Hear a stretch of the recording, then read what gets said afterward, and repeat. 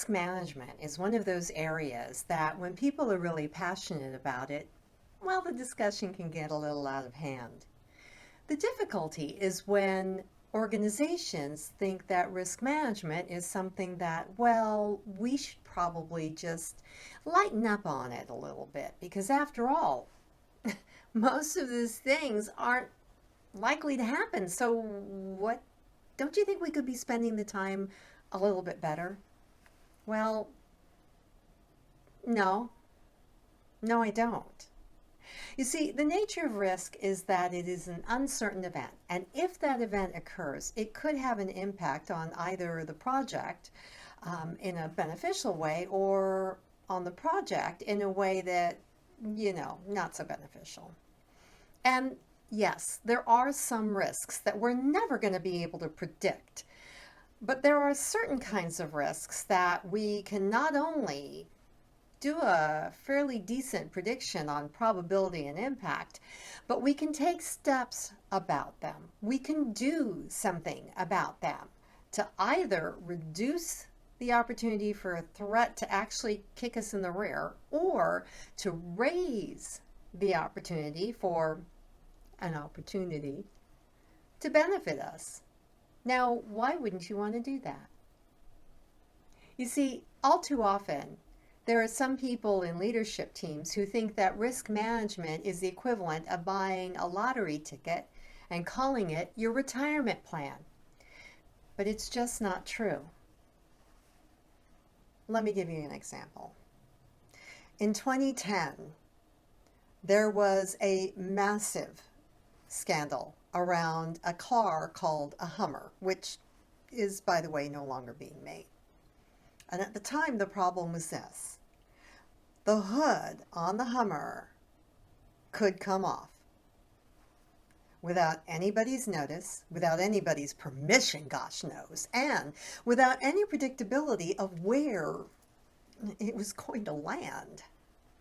I don't know about you, but I probably would have appreciated it if they'd given a little more thought to that. Even before that, there was a car that if you hit it just so would explode. I mean, boom, explode. Now, I don't mind reasonable risk measures. What I mind is when risks that could be perfectly reasonably avoided if they're threats, or maybe enhanced if they're opportunities, are not addressed in a commonsensical fashion. Somebody decided not to design away from the risk that a car might explode if you hit it just so. And by the way, it wasn't even at a very high rate of speed. What makes that bad risk management? Well, leaving aside, and this is very difficult for me, but leaving aside the possibility that a person would be in that vehicle when it exploded or when it burst into flames, people who were in it might not be able to get out of it in a timely fashion. Let's just kind of leave that aside. It wasn't that difficult a thing to fix. In terms of design, it was very simple. The gas tank's positioning had to be changed a little bit, and certain resistance had to be put into the bumper. Done.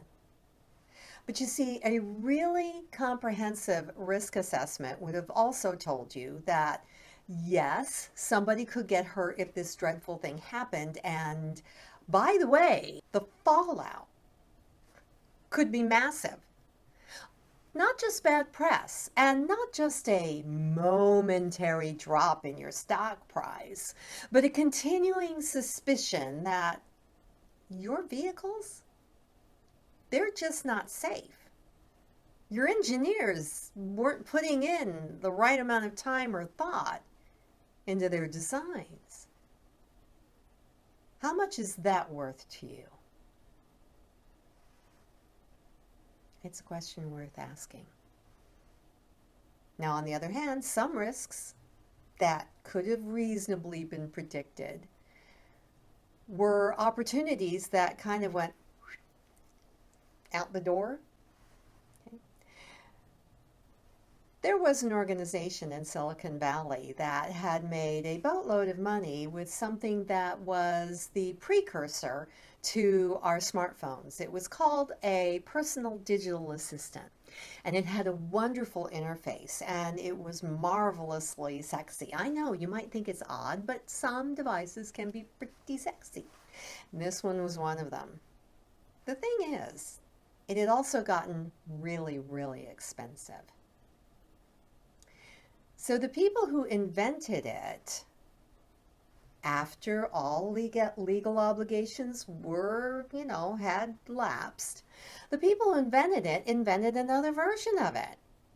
Significantly cheaper, a lot less sexy, but hugely affordable, and it did all of the same things. And you're thinking to yourself, well, where's the opportunity that got missed? Well, it depends on who you speak with. I think there was an opportunity that was missed in terms of the market share. You see, that second device was so popular that it sold out like crazy. As a matter of fact, when I went to go test drive one, if you kind of know, I couldn't find one that wasn't attached by a long security cord to a shelf. Why? Because they'd sold out everything except the floor displays. And the floor displays had developed an interesting habit of disappearing also. So I wanted to see, would it fit in my briefcase? Would it fit in my pocket? And since the security cord was long, but not quite that long, I couldn't tell. This shortage continued for a while. And after a while, the people who had invented that second and the first devices resold the intellectual property for the second device to the company that had purchased it from them for the first device. Now, there are others who think that it was very cannily played because it provided just enough of a threat to the bigger company that when the time came, it purchased the company from the two owners who had invented the technology to begin with. So, threat, opportunity. Sometimes they really are the same coin, just different sides. And that's the other reason why keeping it simple doesn't mean doing away without any kind of risk assessment, because sometimes you'll find that one of the greatest threats to your project are opportunities that were mishandled or missed completely. So, is it worth the time? Is it worth the time to do initial risk assessments, do some preliminary risk managements? It certainly is, even if it's just very straightforward and very simple. You see, risk management does have its place in practically any project, really. And the level of complexity of that project will often drive the level of complexity in your risk approach, the level of rigor in your risk approach, as it well should. Certain projects carry within it an inherent issue of risk management and the need for rigorous risk management. And part of that has to do with the fact that there is a potential for loss of life or limb. That alone should be a good enough reason to think twice about it.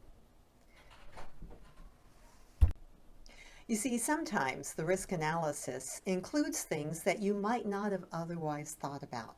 And that means just the very simplicity of a fundamental risk assessment isn't a bad idea. However, it does require a little bit of laying the groundwork. So, 1, risk is an attitude. It's a mindset. It doesn't mean you have to wander around being paranoid, but it would really help if you weren't the only person on the team. Get everybody to keep an eye out for potential threats, for possible opportunities. It also has the advantage of enlarging the mindset, broadening the perspective of everybody on your team. It helps them understand, in some cases, that what they identify may not affect your particular project very deeply, but due to the interactions, the interdependencies between your project and the rest of the organization's other projects, it might have a serious impact. That helps to build not just a greater awareness of interdependencies, but a greater bent towards collaborative spirit.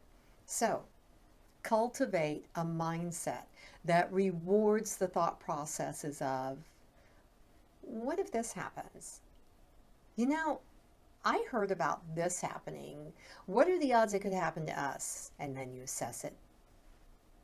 It's fairly simple. But it does require that there's a mindset that it's okay to ask, could that happen to us? Okay. The second thing is, do not expect to introduce a monster regimen of risk management, especially when you're in an agile environment. Because the beauty of an agile environment is that a very basic risk approach is taken because it's beautifully built into each and every one of the iterations. And so that's kind of cool.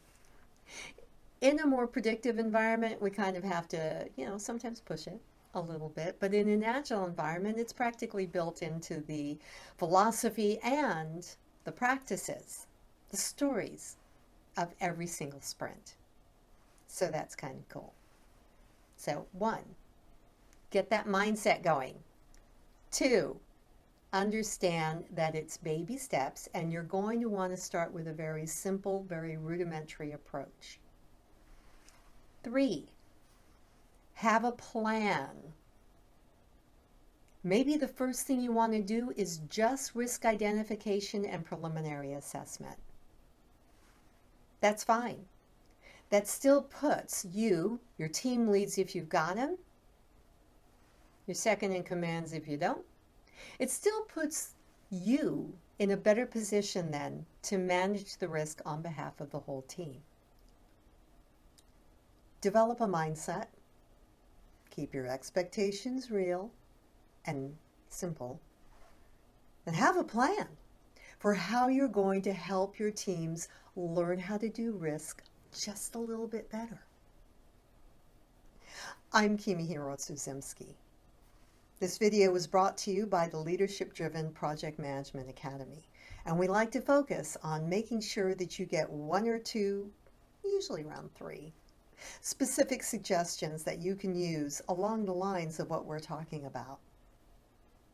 And I would like to encourage you, when it comes to risk management, really, keep it simple, but don't forgo investing the time. Thanks for joining us.